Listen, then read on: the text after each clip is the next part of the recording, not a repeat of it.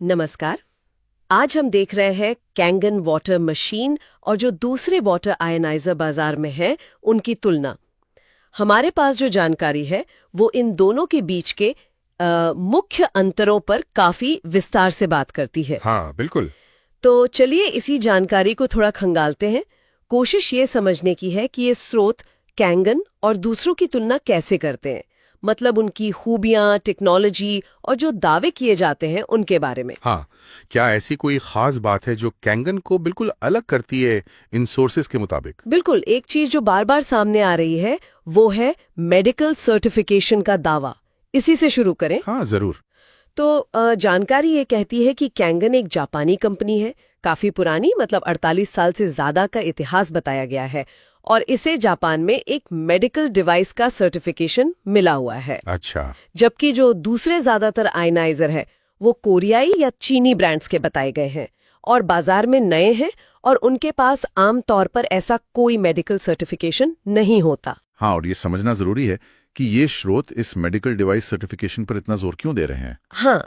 उनका कहना है कि कैंगन मशीनें जापान में अस्पतालों में भी इस्तेमाल होती रही हैं। हाँ। तो ये सिर्फ एक आम पानी फिल्टर होने से मतलब कहीं ज्यादा बड़ी बात बताई जा रही है इन दस्तावेजों में। अच्छा, यानी ये सर्टिफिकेशन इसे सिर्फ घरेलू इस्तेमाल की चीज से अलग करता है, कम से कम जापान में, जैसा स्रोत बता रहे हैं। बिल्कुल बिल्कुल, यही पॉइंट है। ठीक है, अब जरा तकनीक की बात कर लेते हैं। स्रोतों में इलेक्ट्रोड प्लेट्स का जिक्र बहुत है। हाँ, प्लेट्स का बताया गया है कि कैंगन में सॉलिड टाइटेनियम की प्लेट्स होती हैं जिन पर प्लैटिनम की परत चढ़ी होती है, और इन्हें काफी हाई ग्रेड और टिकाऊ बताया गया है।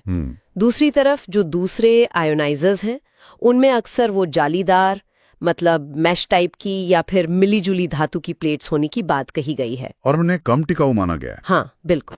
और देखिए, स्रोत सीधे तौर पर इस बनावट के फर्क को मशीन की उम्र से जोड़ते हैं। अच्छा, कैसे? वो दावा करते हैं कि कैंगन मशीनें 15 से 25 साल या शायद उससे भी ज्यादा चल सकती हैं, जबकि बाकी की उम्र 5-10 साल या उससे भी कम हो सकती है। अरे बाप रे, 15-25 साल, ये तो बहुत ज्यादा फर्क है। हाँ, काफी बड़ा दावा है।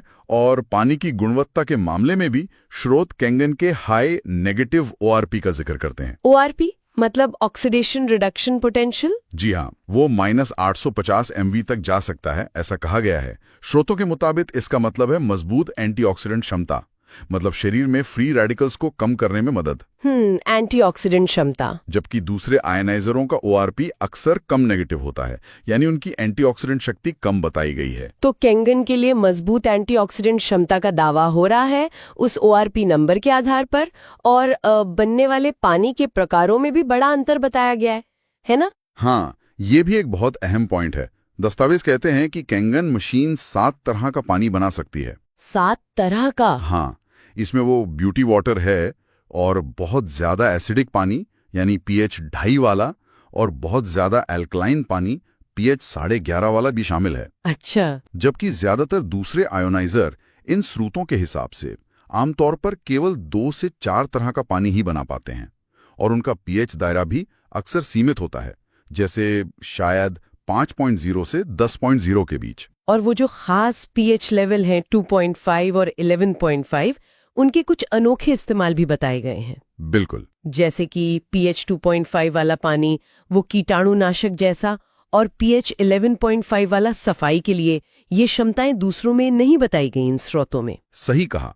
स्रोत दरअसल यही कहते हैं कि दूसरे आयोनाइजरों की कुछ सीमाएं हैं। जैसे कि वे उतने ज्यादा एसिडिक, मतलब 2.5 pH, या उतने ज्यादा अल्कलाइन 11.5 pH वाला पानी नहीं बना सकते।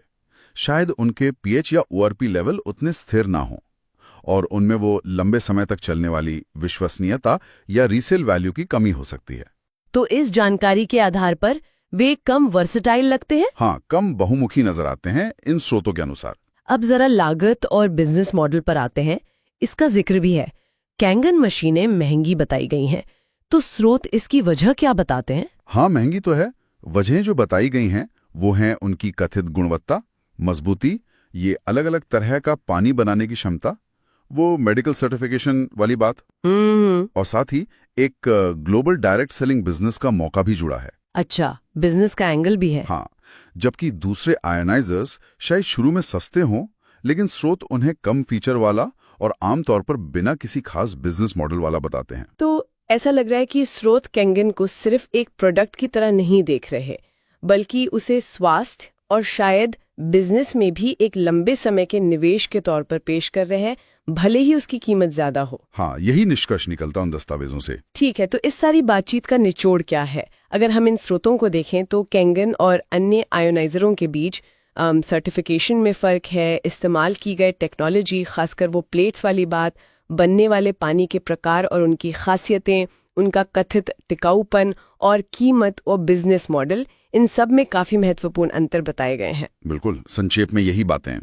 और शायद एक आखिरी विचार जिस पे गौर किया जा सकता है, जो सीधे स्रोतों से ही निकल कर आता है। हाँ। उन्होंने बार बार कैंगन के डायरेक्ट सेलिंग बिजनेस मॉडल का जिक्र किया है, उत्पाद की खूबियों के साथ साथ। हाँ, ये बात तो है। तो ये सोचना दिलचस्प है कि ये बिजनेस वाला पहलू किसी की खरीदने की इच्छा को कैसे प्रभावित कर सकता है, भले ही उनकी दिलचस्पी मुख्य रूप से सिर्फ स्वास्थ्य लाभों में ही क्यों ना हो, जैसा कि इन सामग्रियों में बताया गया है। इस पर सोचा जा सकता है।